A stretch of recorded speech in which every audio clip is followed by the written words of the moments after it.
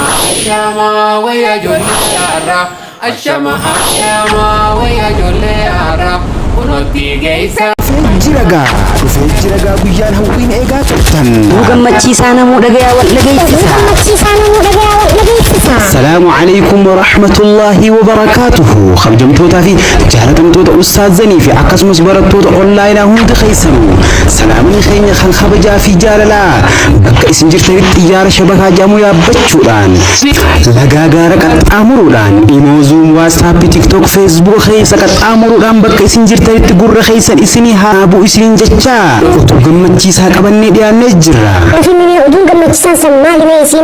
Ijoolleen qaqqacaleen urjiiwwan dachii kan tahan kan yeroo dheertuudhaaf tola aappii onlaayinii imootti barumsa isaanii bifa bareedaa fi bifa nama hawwataa ta'een galgalaa ganama osoo hin jenne rakkoo shabakaatiif rakkoo madaamii dandamachuudhaan guyyaa arraan tanaa xumuruudhaan gammachuu addaatiif fuula isaaniirraa ifaa bar ijoollee qaqqacalee urjiiwwan dachii kan tahan. Abshirnirraa rakkatanii siif hima ijoollee qashti qushumee kan tahan.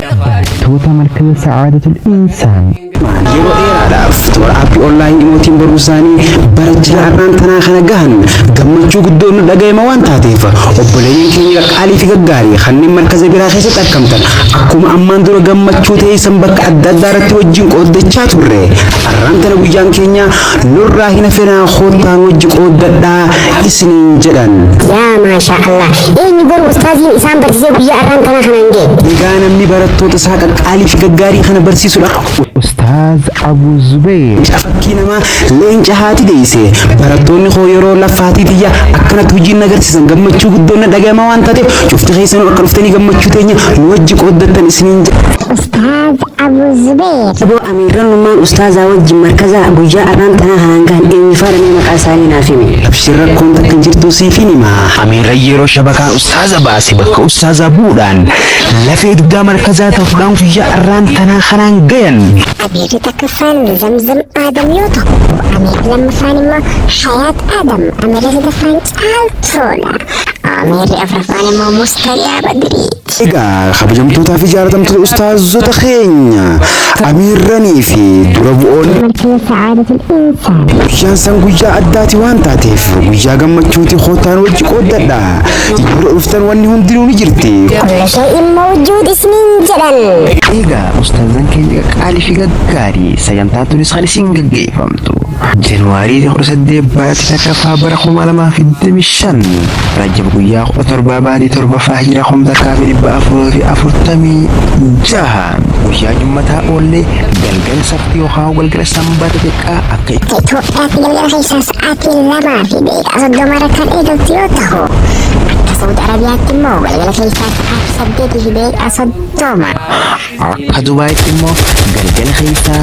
sa'aatii 9 fi daqiiqaa 30 waan eegaltuuf sagantaan tun isiniin gabrii dhisiin jenna sagantaan bashannansiisoo fi bohaarsoon ajaa'ibaatu keessanuu irraa hin hafamuu hin hafnaa wal argaan keenya markaza sa'aadatul insaan. هذا سعادة الإنسان هذا سعادة الإنسان بارك الله لكما وبارك عليكما وجمع بينكما في الخير.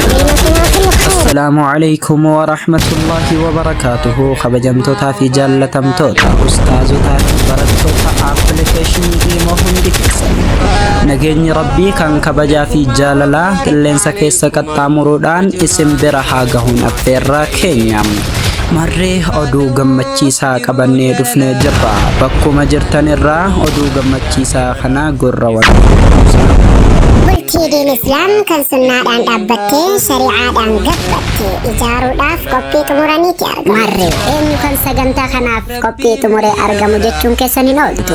ustaaza keenya qaalii fi gaarii ustaaz Muusaa Muhammad Abu Ammaar yookaan abbaa gammachiis jechuun kan beekaman karaa toora appilikeeshinii irratti laffaatii guddaa kan godhan diin islaam barsiisuudhaa fi akkasumas baratuudhaan umurii isaanii kan dabarsan arra guyyaan gammachuu kootii dhufeetiin jira marree giiftii dureessuma yaalaggasaa hojii qophii gaa'ilaa godhachuuf xumurreeti argamna hundi keessanuu bakka jirtan irraa nu biratti argamaa kan jiran Abu Ammaar kabajamtootaa fi jaallatamtoota ustaazotaa fi barattoota akkasumas amiirran bakka jirtan irraa cidha diinii gaa'ila kana wajji haa bareechinuun affeerraa kenna marree sagantaan tunis kan gaggeeffamtu karaa toora appilikeeshinii immoo markaza